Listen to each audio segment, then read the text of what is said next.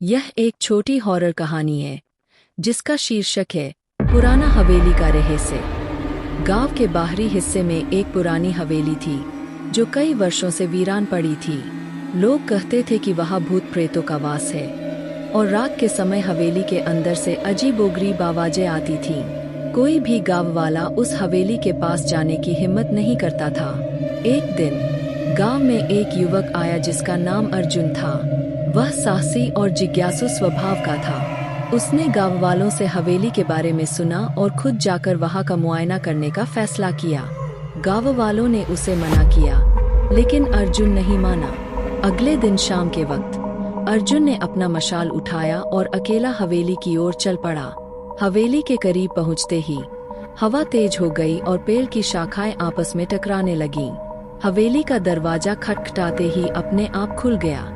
अर्जुन ने अंदर कदम रखा तो चारों ओर अंधेरा और सन्नाटा था। अर्जुन धीरे धीरे आगे बढ़ा। उसकी मशाल की रोशनी में एक पुराना चित्र दीवार पर टंगा दिखा।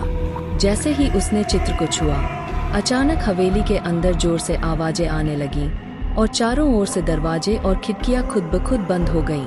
अर्जुन ने डरते हुए चारों ओर देखा।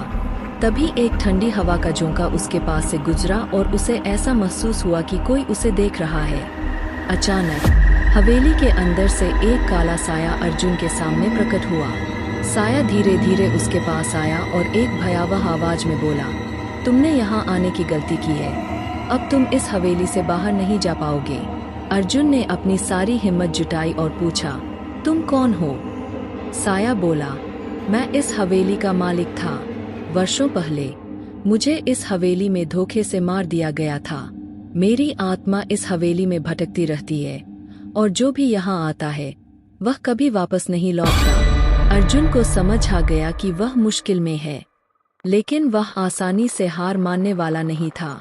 उसने उस आत्मा से कहा, मैं तुम्हारी आत्मा को मुक्त करना चाहता हूँ।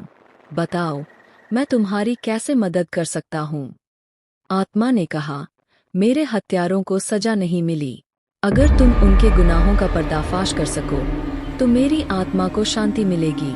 अर्जुन ने गांव लौटकर हवेली के मालिक की हत्या के बारे में जानकारी जुटाई। उसे पता चला कि हवेली के मालिक की हत्या गांव के कुछ प्रभावशाली लोगों ने संपत्ति के लालच में की थी।